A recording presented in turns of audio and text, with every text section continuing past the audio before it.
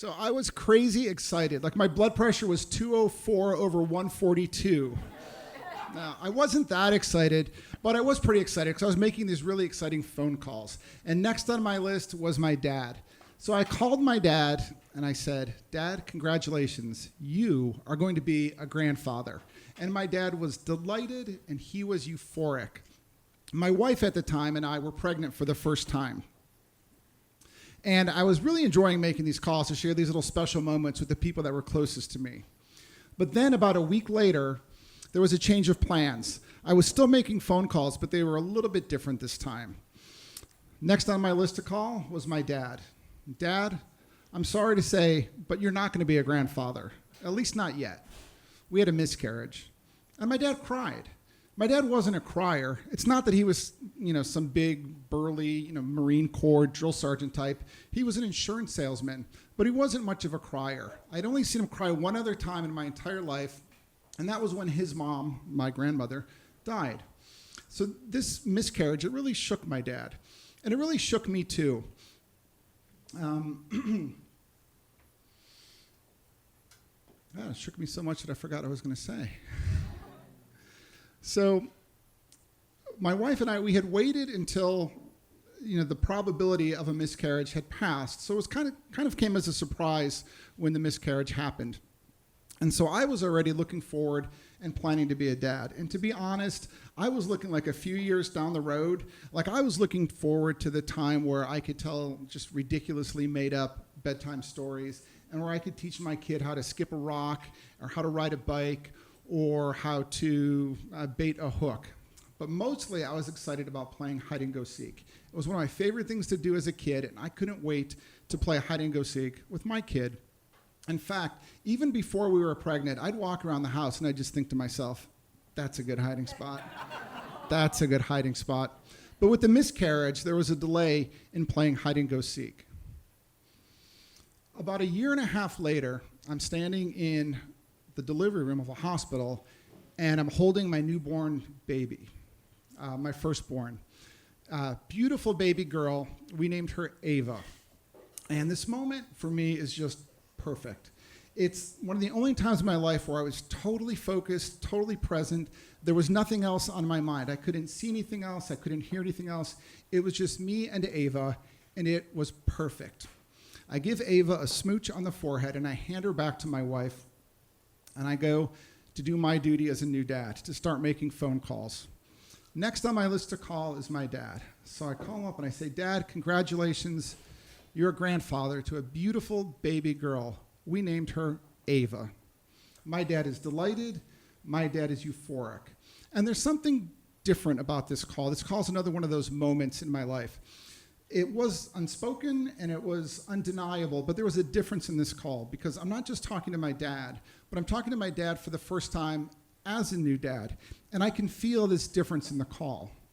And so I'm giving him the rundown, all the information he wants to know. Yeah, she's 6 pounds and 12 ounces. She's 20 inches long.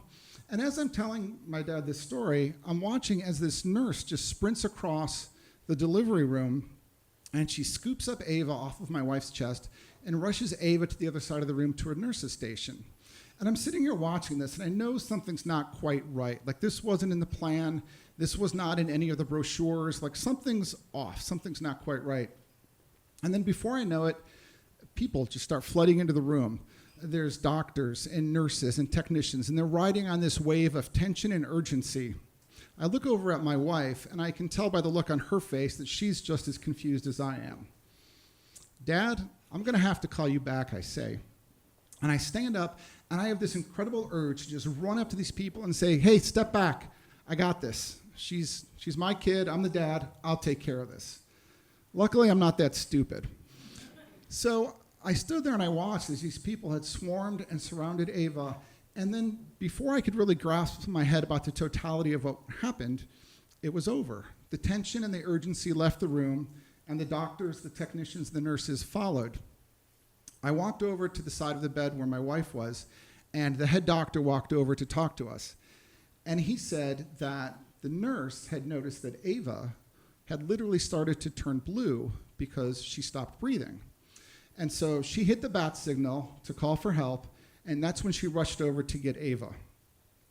The superheroes in scrubs, as I call them, came in and they got Ava breathing again, and she was stable, but nobody knew why Ava had stopped breathing.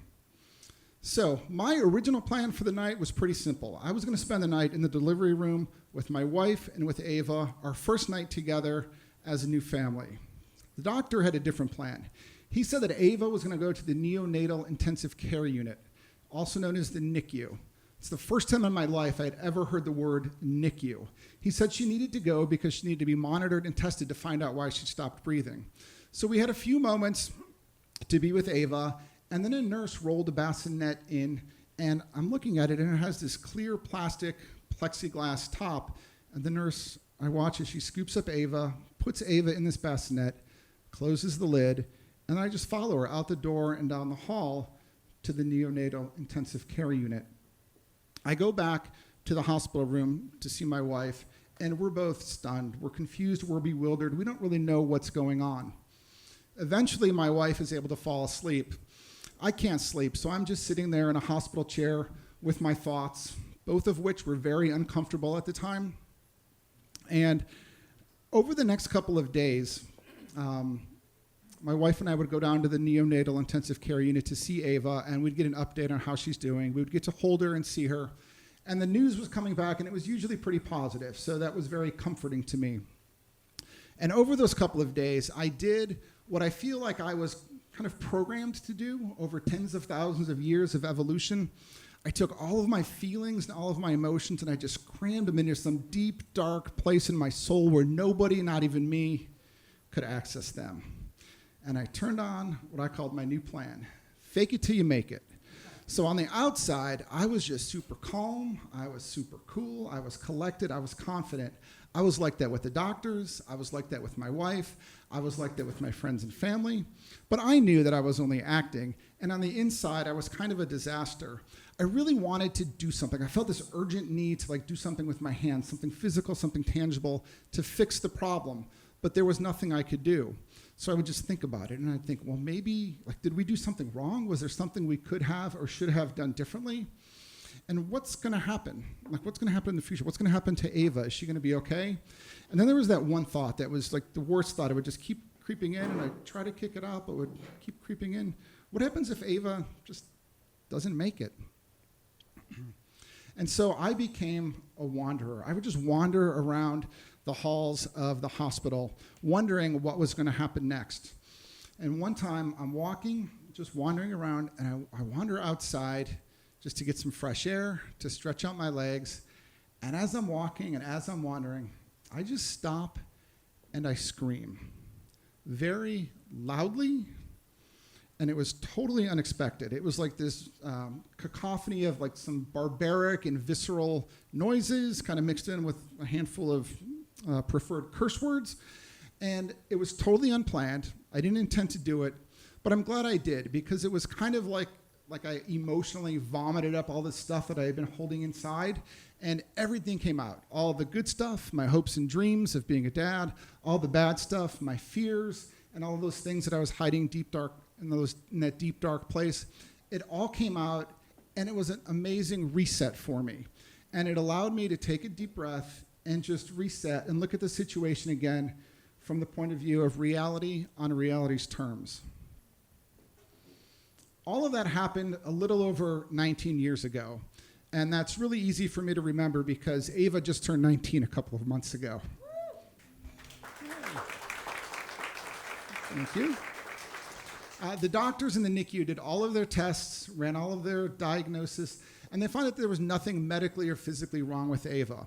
They surmised that she stopped breathing because of the way she was laying on my wife's chest, that her mouth and her nose simply had got covered up, and that's what stopped her from breathing.